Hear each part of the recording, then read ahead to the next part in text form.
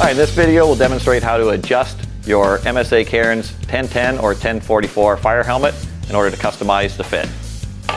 So there's 3 adjustments possible on this helmet. There's the ratchet mechanism, which will adjust for the diameter of your head.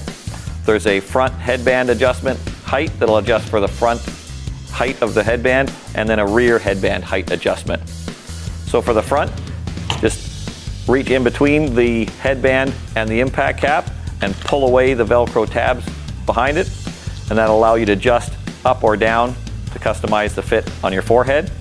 And then for the rear headband adjustment, there's 3 positions you can adjust it to, and you can either use just your finger or a blunt tool to depress the button, and then that allows you to adjust up to one of the 3 positions for the headband.